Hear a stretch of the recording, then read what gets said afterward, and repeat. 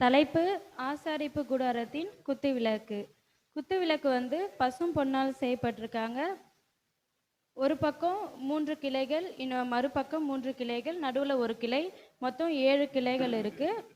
ஒவ்வொரு கிளையிலையும் வாதுமை கொட்டைக்கு ஒப்பாக 3 மொக்குகள், பழம், பூக்கள் காணப்படுது. நடு கிளையில மட்டும் 4 மொக்குகள், பூக்கள், பழங்கள் காணப்படுது. தினமும் 24 மணி நேரமும் விளக்கு வந்து எரிந்து கொண்டே தான் இருக்கும். அது எரியறதுக்கு வந்து ஒலிவ எண்ணெய் வந்து ஊற்றி ஏற்றுவாங்க. இது வந்து பரிசுத்த ஸ்தலத்தில் வந்து இந்த குத்து விளக்கு அமைந்திருக்கும். இந்த 7 கிளைகளும் ஒரே சரி அளவு தான் இது இருக்கும்.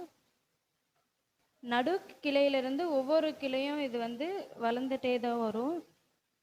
நடுக்கிளை வந்து கிறிஸ்துவ காட்டுது. 6 கிளைகள் வந்து விசுவாசிகள் அடங்கிய சபையை காட்டுது.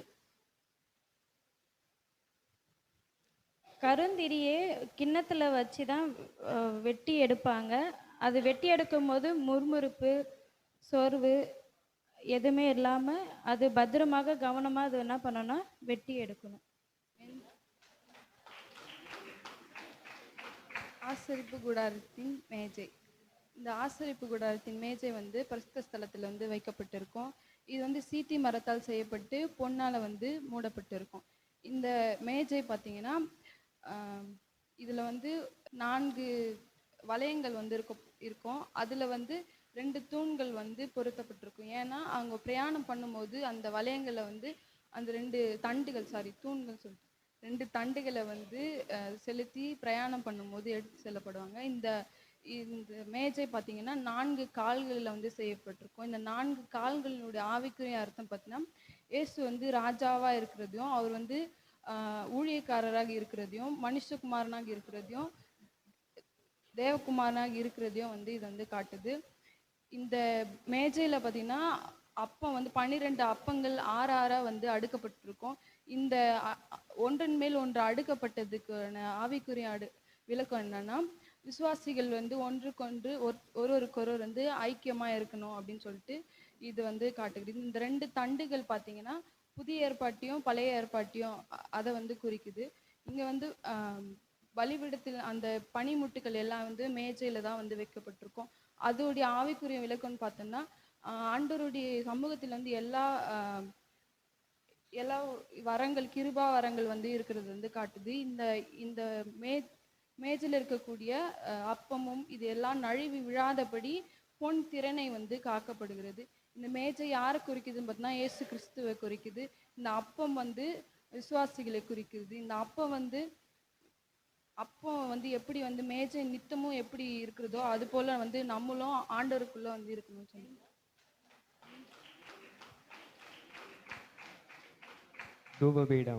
தூபபீடம் வந்து ஆசரிப்பு கூடாரத்தில் பரிசுத்த ஸ்தலத்திற்கும் மகா பரிசுத்த ஸ்தலத்திற்கும் திரைக்கு மிக அருகில் உள்ளது தூபபீடம். இது வந்து கிருபாசனத்துக்கு நேராக இருக்கும்.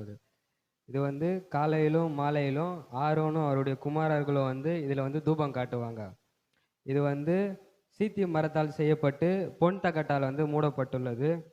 இது வந்து உயரம் வந்து 2 முழ உயரம், அகலம் 1, நீளம் 1 முழம் நீளம். இந்த இந்த தூப பீடத்தை சுமக்கும்படி 2 தண்டுகள் வந்து கொடுக்கப்பட்டுள்ளது. இது வந்து சீத்தி மரத்தால் செய்யப்பட்டு பொன் தகட்டால் வந்து இது வந்து மூடப்பட்டிருக்குது. அப்புறம் வந்து காலையிலும் மாலையிலும் ஆரோன் அவர் குமாரர்களும் வந்து இதில் வந்து தூபம் காட்டுவதற்கு வந்து என்னென்ன காட்டினா குங்குலியம், அல்பான் பிசில் தைலம், கந்தவர்க்கம், சுத்த சாம்பிராணி போன்றவற்றை வந்து தூபம் காட்ட வேண்டும். அந்நிய தூபங்களை வந்து இதுக்கு வந்து காட்டவே கூடாது.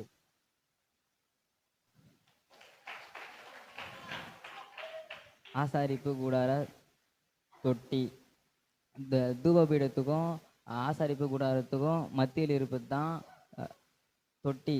தொட்டி வந்து வெண்கலத்தால் செய்யப்பட்டிருக்கிறது. தொட்டிக்கு வந்து எந்த அளவும் வேதத்தில் குறிப்பிடலை. தொட்டிக்கு வேதத்திலும் எந்த அளவும் குறிப்பிடலை.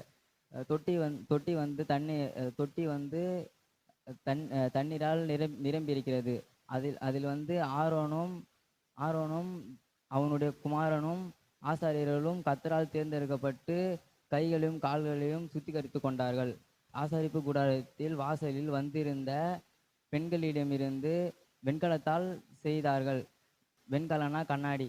அந்த கண்ணாடியால் செய்தார்கள்.